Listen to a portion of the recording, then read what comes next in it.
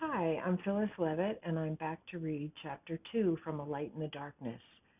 The title of this chapter is The Fall, Part 2. I can tell you I was not ready when the whole boy thing hit me.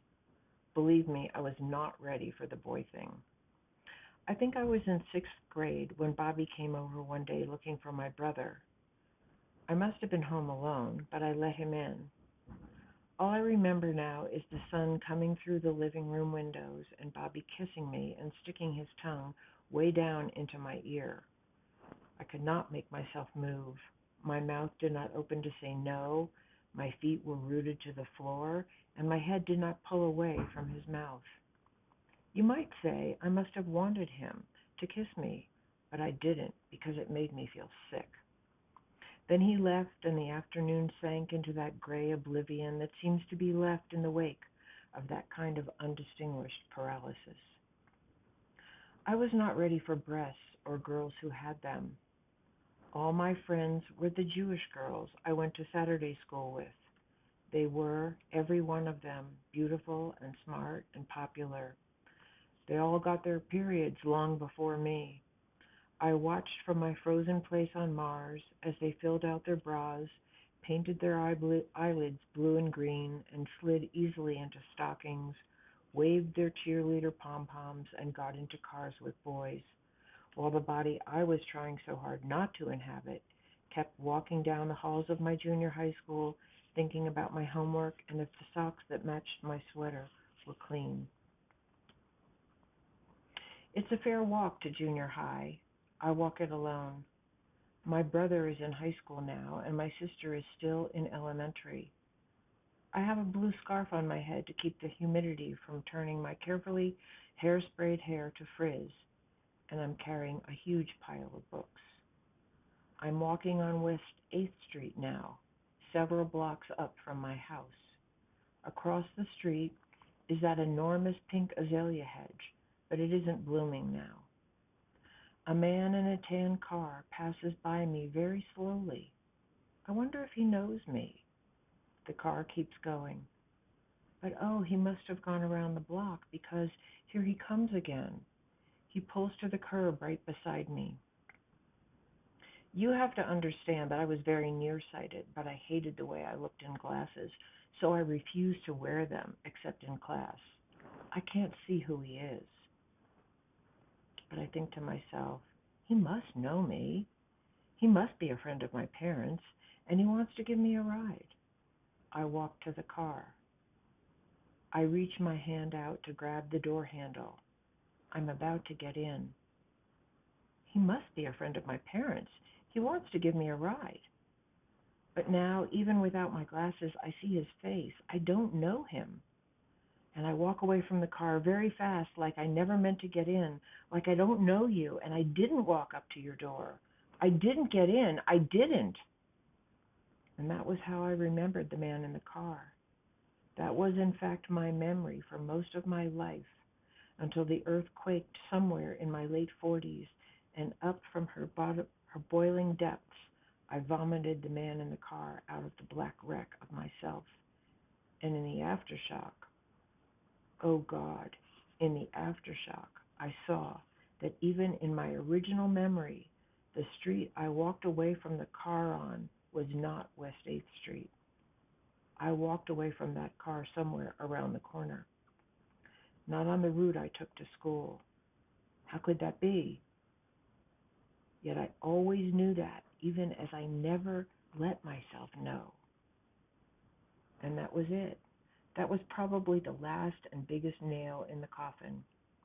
It is beyond me now to even begin to imagine how the rest of that day unfolded. At some point, I must have gone home, buried my head in a book, and obsessed about my hair, my clothes, and my grades. I'm quite sure I did. I already knew how to make spider goo disappear. You just study and study more. And you make sure you roll your hair up tight every night in rollers the size of logs so that even sleep hurts. The rest becomes a blur, like a blanket of fog that sits on the earth and only the highest peaks break through the topmost layer. That was the quality of my life.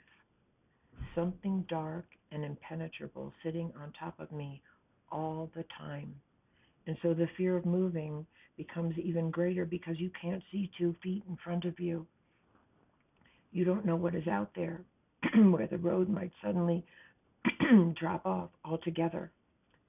Like a blind woman, I traced and retraced the steps that were familiar, where I had some sense of knowing the way, knowing what to expect.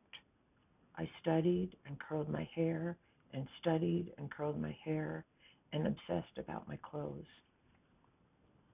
I know I tried hard to find rides to school for a while, but even then I didn't know why. My father left for work early and my mother was always still in bed.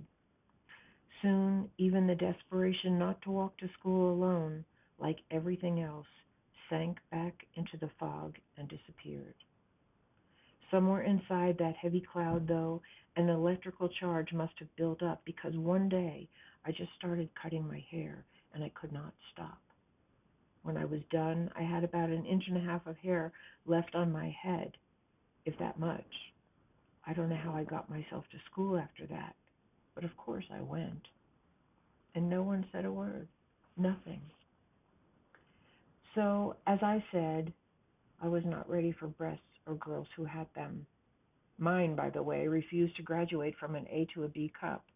So when my friend Beth was already a size D before I even got my period, well, let's just say that didn't help. I had one brief boyfriend in 9th grade. His name was Mel, and he was a friend of my best friend Liza's boyfriend Sam. Yes, it must have been no later than 9th grade because Liza and I stopped being friends when Sam became a permanent fixture in her life. She passed through a door I could not go through. I wanted to go through that door, but I didn't know how. I was stuck in the waiting room while my friends glided into the ballroom and danced away. Mel kissed me in the back seat of Sam's car. His saliva felt like puke going down my throat, and that was the end of boys for me until college. I would start all over again in college. I just knew I could be a very different person, and no one would know this old me. Meanwhile, the electrical charge continued to explode. I ripped off my fingernails. If I accidentally bled, well, too bad. The desire to pull at my skin was stronger than the need to keep it intact. That has to be an aberration of nature, don't you think? What amoeba do you see under a microscope that intentionally breaks its cell wall? What flower leans into the dark? And what would it take? What would it take for a flower to override its natural instinct, turn itself around, and start growing into the shadows?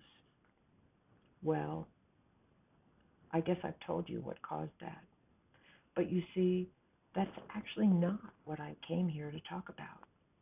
There are all kinds of psychological articles and autobiographical accounts of what happens to a person when sexual abuse goes undiscovered and untreated, about repressed memories, self-harm, and the difficulties with intimacy and trust. I know that material inside and out as one of millions who have made the journey across the great divide between forgetting and remembering. I know it as a psychotherapist, and I know it as a client, and I know that the stamina required for that journey is worthy of the utmost respect. But I'm not here to testify that people really can forget and remember later, and I'm not here to testify about the lasting pain of their symptoms. For me, all that is a given.